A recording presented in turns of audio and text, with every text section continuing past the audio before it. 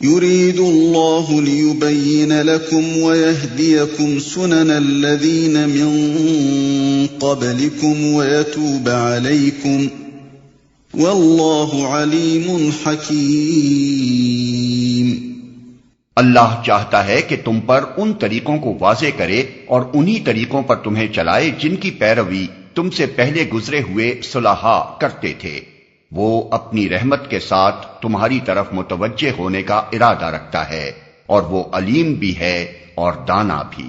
سورہ کے آغاز سے یہاں تک جو ہدایات دی گئی ہیں اور اس سورہ کے نزول سے پہلے سورہ بقرہ میں مسائل تمدن و معاشرت کے متعلق جو ہدایات دی جا چکی تھیں، ان سب کی طرف بحیثیت مجموعی اشارہ کرتے ہوئے فرمایا جا رہا ہے کہ یہ معاشرت، اخلاق اور تمدن کے وہ قوانین ہیں جن پر قدیم ترین زمانے سے ہر دور کے انبیاء اور ان کے صالح پیرو عمل کرتے چلے آئے ہیں، اور یہ اللہ کی عنایت و مہربانی ہے کہ وہ تم کو جاہلیت کی حالت سے نکال کر صالحین کے طریقہ زندگی کی طرف تمہاری رہنمائی کر رہا ہے۔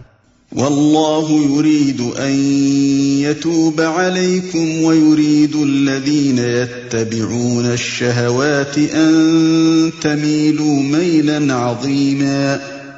ہاں، اللہ تو تم پر رحمت کے ساتھ توجہ کرنا چاہتا ہے، مگر جو لوگ خود اپنی خواہشات نفس کی پیروی کر رہے ہیں وہ چاہتے ہیں کہ تم راہ راست سے ہٹ کر دور نکل جاؤ۔ یہ اشارہ ہے منافقین اور قدامت پسند جہلا اور نواحی مدینہ کے یہودیوں کی طرف۔ منافقین اور قدامت پرستوں کو تو وہ اصلاحات سخت ناگوار تھیں جو تمدن و معاشرت میں صدیوں کے جمے اور رچے ہوئے تعصبات اور رسم و رواج کے خلاف کی جا رہی تھیں۔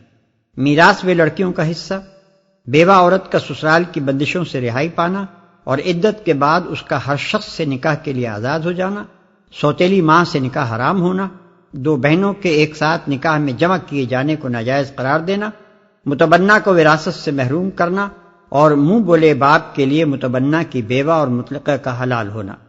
یہ اور اس طرح کی دوسری اصلاحات میں سے ایک ایک چیز ایسی تھی جس پر بڑے بوڑھے اور آبائی رسوم کے پرستار چیخ چیخ اٹھتے تھے۔ مدتوں ان احکام پر چیمگوئیاں ہوتی رہتی تھیں۔ شرارت پسند لوگ ان باتوں کو لے کر نبی صلی اللہ علیہ وسلم اور آپ کی دعوت اصلاح کے خلاف لوگوں کو بھڑکاتے پھرتے تھے۔ مثلا جو شخص کسی ایسے نکاح سے پیدا ہوا تھا جسے اب اسلامی شریعت حرام قرار دے رہی تھی، اس کو یہ کہہ کر اشتعال دلایا جاتا تھا کہ لیجئے آج جو نئے احکام وہاں آئے ہیں ان کی روح سے آپ کی ماں اور آپ کے باپ کا تعلق ناجائز ٹھہرا دیا گیا ہے۔ اس طرح یہ نادان لوگ اس اصلاح کے کام میں رکاوٹیں ڈال رہے تھے جو اس وقت احکام الہی کے تحت انجام دیا جا رہا تھا۔ دوسری طرف یہودی تھے جنہوں نے صدیوں کی موشگافیوں سے اصل خدائی شریعت پر اپنے خود ساختہ احکام و قوانین کا ایک بھاری خول چڑھا رکھا تھا۔ بے شمار پابندیاں اور باریکیاں اور سختیاں تھیں جو انہوں نے شریعت میں بڑھا لی تھیں۔ بکثرت حلال چیزیں ایسی تھیں جنہیں وہ حرام کر بیٹھے تھے۔ بہت سے اوہام تھے جن کو انہوں نے قانون خداوندی میں داخل کر لیا تھا۔ اب یہ بات ان کے علماء اور عوام دونوں کی ذہنیت اور مذاق کے بالکل خلاف تھی کہ وہ اس سیدھی سادھی شریعت کی قدر پہچان سکتے جو قرآن پیش کر رہا تھا۔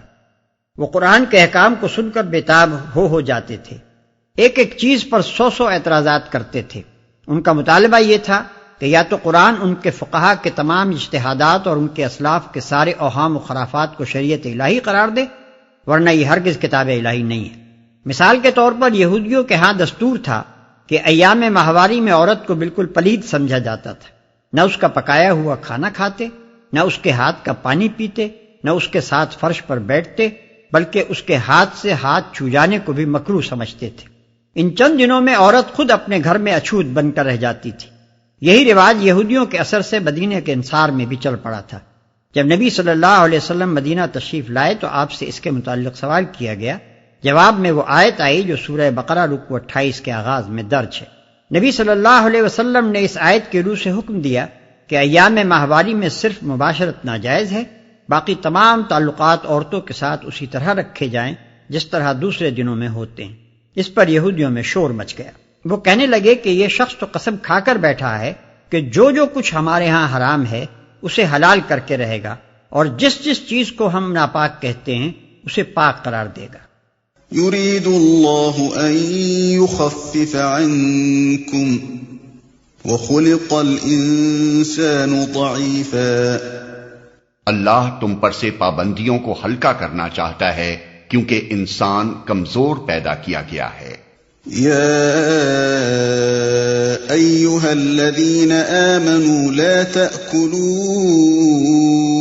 أموالكم بينكم بالباطل إلا أن تكون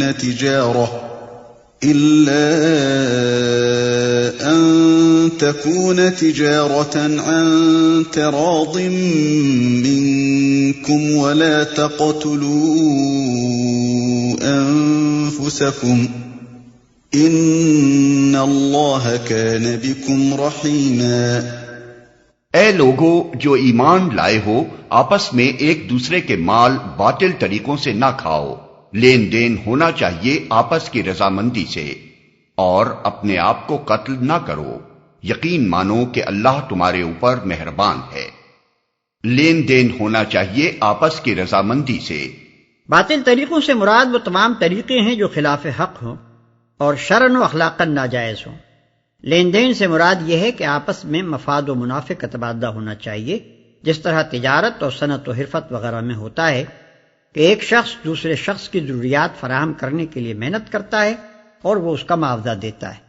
آپس کی رضامندی سے مراد یہ ہے کہ لین دین نہ تو کسی ناجائز دباؤ سے ہو اور نہ فریب و دغا سے۔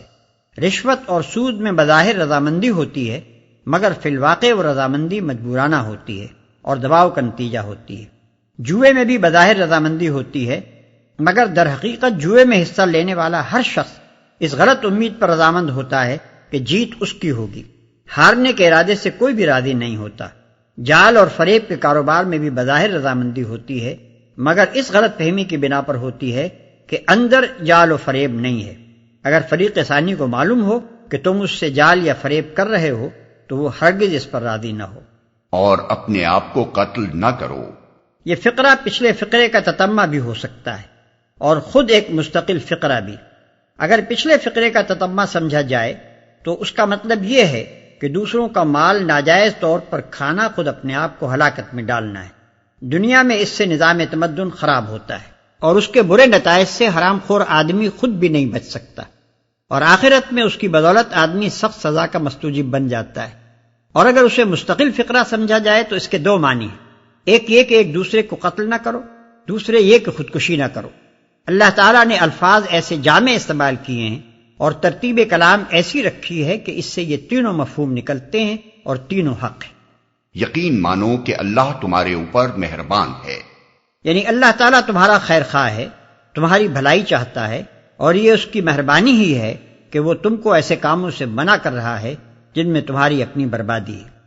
وَمَن يَفْعَلْ ذَلِكَ عُدْوَانًا وَظُلْمًا فَسَوْفَ نُصْلِيهِ نَارًا وَكَانَ ذَلِكَ عَلَى اللَّهِ يَسِيرًا۔ جو شخص ظلم و زیادتی کے ساتھ ایسا کرے گا اس کو ہم ضرور آگ میں جھونکیں گے، اور یہ اللہ کے لیے کوئی مشکل کام نہیں ہے۔ إن تجتنبوا كبائر ما تنهون عنه نكفر عنكم سيئاتكم وندخلكم مدخلا كريما۔ اگر تم ان بڑے بڑے گناہوں سے پرہیز کرتے رہو جن سے تمہیں منع کیا جا رہا ہے تو تمہاری چھوٹی موٹی برائیوں کو ہم تمہارے حساب سے ساقط کر دیں گے اور تم کو عزت کی جگہ داخل کریں گے۔ تو تمہاری چھوٹی موٹی برائیوں کو ہم تمہارے حساب سے ساقط کر دیں گے۔ یعنی ہم تنگ دل اور تنگ نظر نہیں ہیں کہ چھوٹی چھوٹی باتوں پر پکڑ کر اپنے بندوں کو سزا دیں۔ اگر تمہارا نامہ اعمال بڑے جرائم سے خالی ہو تو چھوٹی خطاؤں کو نظر انداز کر دیا جائے گا اور تم پر فرد جرم لگائی ہی نہ جائے گی۔ البتہ اگر بڑے جرائم کا ارتکاب کر کے آؤ گے تو پھر جو مقدمہ تم پر قائم کیا جائے گا اس میں چھوٹی خطائیں بھی گرفت میں آ جائیں گی۔ یہاں یہ سمجھ لینا چاہیے کہ بڑے گناہ اور چھوٹے گناہ میں اصولی فرق کیا ہے۔ جہاں تک میں نے قرآن اور سنت میں غور کیا ہے مجھے ایسا معلوم ہوتا ہے، واللہ عالم بالصواب، کہ 3 چیزیں ہیں جو کسی فعل کو بڑا گناہ بناتی ہیں۔ ایک، کسی کی حق تلفی، خواہ وہ خدا ہو جس کا حق تلف کیا گیا ہے، یا والدین ہوں، یا دوسرے انسان، یا خود اپنا نفس۔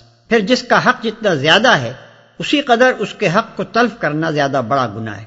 اسی بنا پر گناہ کو ظلم بھی کہا جاتا ہے، اور اسی بنا پر شرک کو قرآن میں ظلم عظیم کہا گیا ہے۔ 2، اللہ سے بے خوفی اور اس کے مقابلے میں استکبار، جس کی بنا پر آدمی اللہ کے امر و نہی کی پرواہ نہ کرے اور نافرمانی کے ارادے سے قصداً وہ کام کرے جس سے اللہ نے منع کیا ہے، اور عمداً ان کاموں کو نہ کرے جن کا اس نے حکم دیا ہے۔ یہ نافرمانی جس قدر زیادہ ڈھٹائی اور جسارت اور ناخدا ترسی کی کیفیت اپنے اندر لیے ہوئے ہوگی، اسی قدر گناہ بھی شدید ہوگا۔ اس معنی کے لحاظ سے گناہ کے لیے فسق اور معصیت کے الفاظ استعمال کیے گئے ہیں۔ 3، ان روابط کو توڑنا اور ان تعلقات کو بگاڑنا جن کے وصل و استحکام اور درستی پر انسانی زندگی کا امن منحصر ہے، خواہ یہ روابط بندے اور خدا کے درمیان ہوں یا بندے اور بندے کے درمیان۔ پھر جو رابطہ جتنا زیادہ اہم ہے اور جس کے کٹنے سے امن کو جتنا زیادہ نقصان پہنچتا ہے اور جس کے معاملے میں مامونیت کی جتنی زیادہ توقع کی جاتی ہے، اسی قدر اس کو توڑنے اور کاٹنے اور خراب کرنے کا گناہ زیادہ بڑا ہے۔ مثلاً زنا اور اس کے مختلف مدارج پر غور کیجیے۔ یہ فعل فی نفسی ہی نظام تمدن کو خراب کرنے والا ہے، اس لیے بجائے خود ایک بڑا گناہ ہے، مگر اس کی مختلف صورتیں ایک دوسرے سے گناہ میں شدید تر ہیں۔ شادی شدہ آدمی کا زنا کرنا بن بیاہی کی بنسبت زیادہ سخت گناہ ہے۔ منکوحہ عورت سے زنا کرنا غیر منکوحہ سے کرنے کی بنسبت قبیح تر ہے۔ ہمسائے کے گھر والوں سے زنا کرنا غیر ہمسائے سے کرنے کی بنسبت زیادہ برا ہے۔ محرمات مثلاً بہن یا بیٹی یا ماں سے زنا کرنا غیر عورت سے کرنے کی بنسبت اشنا ہے۔ مسجد میں زنا کرنا کسی اور جگہ کرنے سے اشد ہے۔ ان مثالوں میں ایک ہی فعل کی مختلف صورتوں کے درمیان گناہ کی حیثیت سے مدارج کا فرق انہی وجوہ سے ہے جو اوپر بیان ہوئے ہیں۔ جہاں معمونیت کی توقع جس قدر زیادہ ہے، جہاں انسانی رابطہ جتنا زیادہ مستحق احترام ہے، اور جہاں اس رابطے کو قطع کرنا جس قدر زیادہ موجب فساد ہے، وہاں زنا کا ارتکاب اسی قدر زیادہ شدید گناہ ہے۔ اسی معنی کے لحاظ سے گناہ کے لیے فجور کی اصطلاح استعمال کی جاتی ہے۔